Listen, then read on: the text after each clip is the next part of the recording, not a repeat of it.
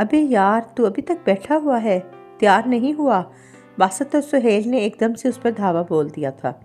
سکن تو خیر ٹھیک ہے، ایک دم سے لش پش کرتی ہوئی، گاڑی پہ بھی گلاب کے پھول لدے ہیں، وہی تیری پسندیدہ کلیاں، دیکھنا یار بھابھی خوش ہو جائے گی۔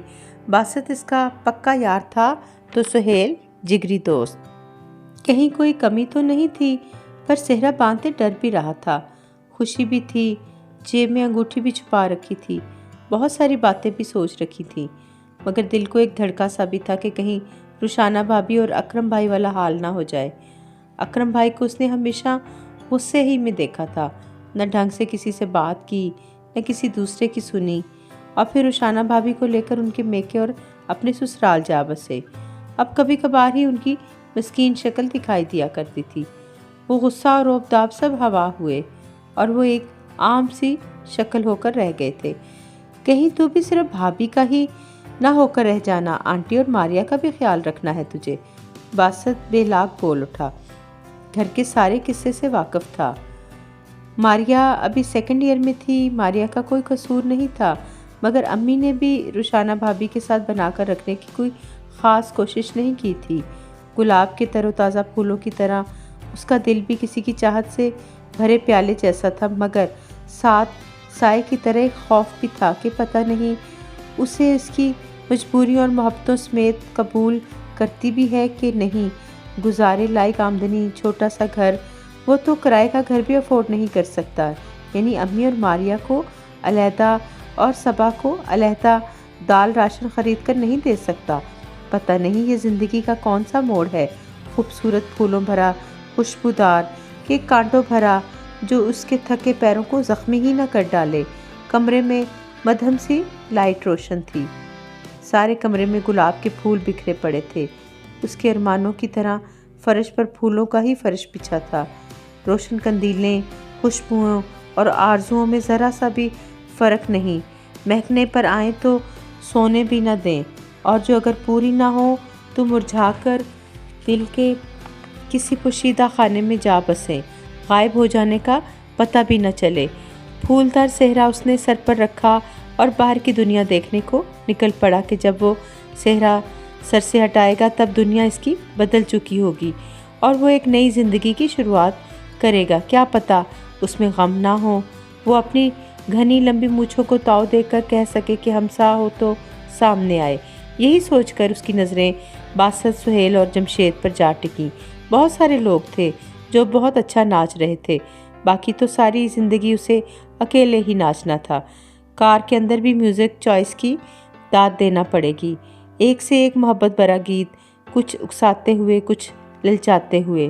امی بھی خوش تھیں، انہیں بھی صبا اور احسن سے بہت امیدیں تھیں، البتہ ماریا کی تیاری اس وقت عروج پر تھی، وہ آنے والے وقت کی خوبصورتیوں بدصورتیوں سے بے خبر ہلا گلا کرنے میں مصروف تھی۔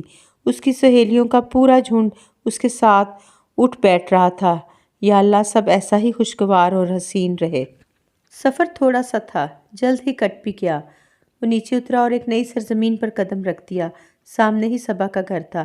صبا مجھے تم سے محبت ہے، اس نے صبا کی تصویر دیکھ کر پہلے ہی روز کہہ دیا تھا۔ دیکھی نہ بھالی، گوری ہے یا کالی، اس کے دوستوں نے تو اس کی مسکراہٹ پر بھی پورا گانا بنا ڈالا تھا۔ اب بندہ مسکرائے بھی نہ، اب وہ مسکراہٹ کہیں دور جا چھپی تھی۔ لڑکیوں نے اس پر پھول پھینکے یا پتھر، وہ اس سے بے خبر تھا۔ ادھر بھی لوگ مختصر ہی شامل تھے، وہ بھی تھوڑے سے لوگ لے کر آئے تھے۔ نکاح کے 3 بولوں کے بعد اس کی دل کی حالت عجیب ہو رہی تھی، وہ صبا کو دیکھنے کے لیے بے چین ہو اٹھا، کئی محبوب خواہشیں سر اٹھانے لگی تھیں۔ جیب میں انگوٹھی تھی مگر دل سینے میں نہیں رہا تھا، وہ اس بھیڑ کو چیرتا کسی کی تلاش میں کھو چکا تھا اور وہ دیکھتا ہی رہ گیا۔ سامنے صبا کی امی رخشندہ تھی، ہر ماں کی طرح۔ میری بھی خواہش ہے کہ میری بیٹی خوش رہے، صبا کو خوش رکھنے کی کوشش کرنا بیٹا۔ ان کی آنکھوں میں آنسو تھے۔ سلیمان انکل کی حالت بھی کچھ ایسی ہی تھی، بی پی شوٹ کر گیا تھا، وہ صوفے پر بیٹھے رہ گئے تھے۔ ان کے گھر کا طوفان اپنے گھر لے کر جا رہا تھا اور وہ رخشندہ آنٹی کو دیکھے جا رہا تھا۔ ان کی شکل میں سے ایک بھیانک شکل ظاہر ہو رہی تھی۔ رخسانہ بھابھی کی والدہ ماجدہ، کوثر آنٹی ہاتھ نچاتی ہوئی، روتی ہوئی، دیکھتی ہوئی، چھپا چھپی کا کھیل تھا جو اچانک ہی احسن کے سامنے شروع ہو چکا تھا۔ امتحان کسی ایک فریق سے تو شروع نہیں ہوتا، یہ تو دونوں طرف ہی خالی صفحے لے کر فریقین بیٹھ جاتے ہیں، کچھ اچھا لکھتے ہیں کچھ برا۔ وہ صرف اپنی بیٹی کا اچھا چاہ رہی تھی۔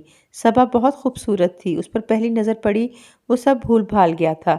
دل کی پکڑ دھکڑ ہر تلخی پر حاوی ہو گئی تھی۔ پتہ نہیں اس نے رخشندہ آنٹی سے کیا کہا تھا یا ویسے ہی اٹھایا تھا۔ دل میں خوشی اور خدشات کی جنگ چھڑی اور محبت جیت گئی۔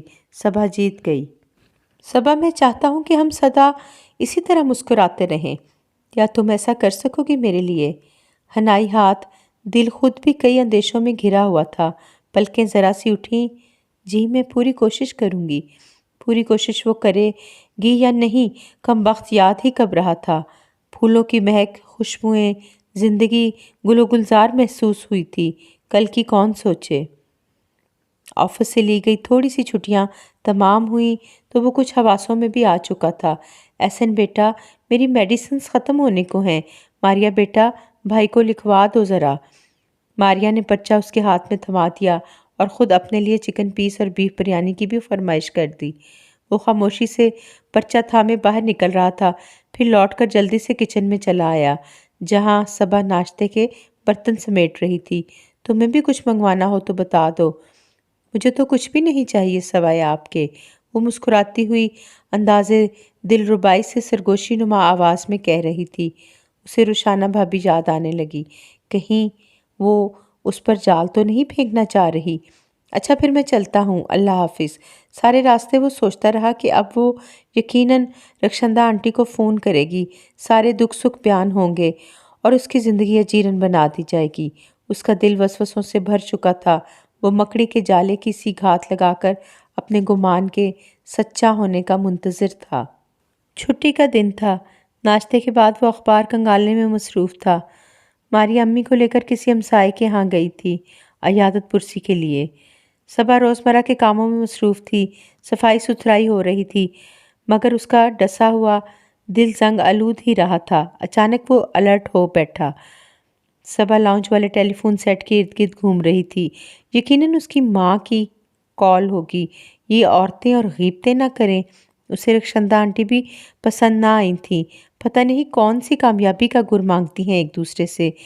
میرے گھر میں جب بھی آگ لگی، یہ عورت رخشندہ آنٹی ہی لگائے گی۔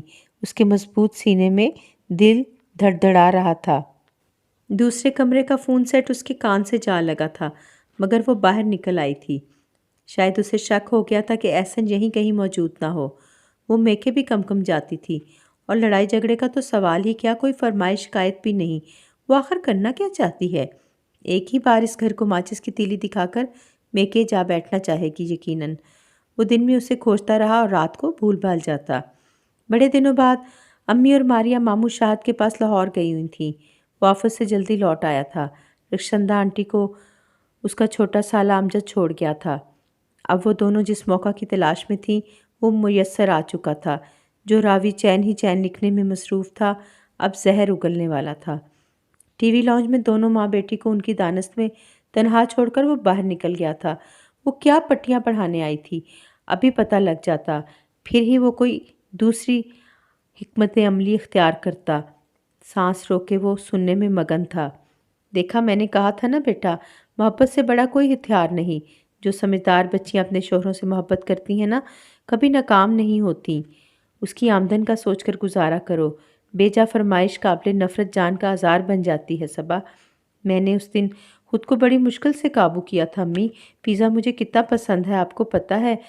میں نے وہ بھی نہیں مانگا، بس مسکرا کر انہیں رخصت کیا۔ شکایت چھوٹی سی تھی۔ نہ، اب دیکھو، اگر تم مہینے کے آخر میں پیزا برگر کی فرمائش لے کر بیٹھ جاؤ تو اس کے دل میں تمہارا وہ مقام کبھی نہ بن سکے گا جو تم آہستہ آہستہ بنا رہی ہو۔ میں چاہتی ہوں کہ تم اپنا مقام بہت مضبوط بناؤ اس کے دل میں، وہ تمہاری قدر کرے گا۔ اور ماریا تو ہے ہی بھولی بھالی، اگر نہیں بھی تو بیٹا وہ تو غیر شادی شدہ ہے، بچی ہے۔ لوگ شادی شدہ لڑکیوں سے سمجھداری کی امید رکھتے ہیں، بچیوں سے نہیں، اور تم تو میری سب سے سمجھدار بیٹی ہو۔ احسن کو کبھی بھی تنگ نہ کرنا، نہ اس کے دل کا بوجھ بننا، نہ پچھتاوا، یہی تمہاری کامیابی ہوگی۔ دوسری ماؤں کے برعکس میں تو الٹی بات کہہ رہی ہوں، مگر اصل میں سیدھی بات، سیدھا رستہ یہی ہے میری جان، جو ذرا سا کٹھن ہے مگر لے کر منزل کی طرف جاتا ہے۔ صبا ان کی گود میں لیٹی آرام سے ان کی باتیں سن رہی تھی اور احسن کے قدموں تلے سے زمین کھسک چکی تھی۔ رخشندہ آنٹی ہی وہ عورت ہیں جو اپنی عزت اور اپنی بیٹی کی عزت کروانا جانتی تھی۔ کس مثبت انداز میں بیٹی کو سمجھا کر بھیجا تھا اور سمجھا رہی تھی۔ اس کے دل سے سارا غبار چٹ گیا تھا۔ شکر ہے کہ اسے کسی نے دیکھا نہیں تھا، ورنہ تو وہ اف۔ ابے کمینے، یہ تو کیا کر رہا ہے؟ کچن میں وہ چائے بنا رہا تھا، بغیر چینی کے اور ایک کپ چینی والی۔ آنٹی شوگر پیشنٹ تھی۔ میٹھی چائے صبا کو بنا کر دے رہا تھا۔ باسط اور سہیل اس کے درد دل کے منتظر کچن میں ہی موجود تھے۔ وہاں تو سب الٹا ہو رہا تھا۔ زن کا مرید ہے اپنا یار، زہ نصیب وہ تو میں ہو گیا ہوں۔ یہ ساس کی اتنی خدمتیں، ابھی تو اپنی جانے من کے لیے پیزا لینے بھی جانا ہے۔ وہ دل سے اپنی ماں جیسی رخشندہ آنٹی کی خدمت کر رہا تھا۔ بھول گیا وہ سب، تو وہ چلائے تھے، نکلو باہر اور چلو میرے ساتھ، میں واقعی سب بھول چکا ہوں، سب کچھ۔ کیوں؟ کیونکہ رخشندہ آنٹی الٹی باتیں کرتی ہیں، ایسی جیسی ہر ماں کو کرنی چاہیے۔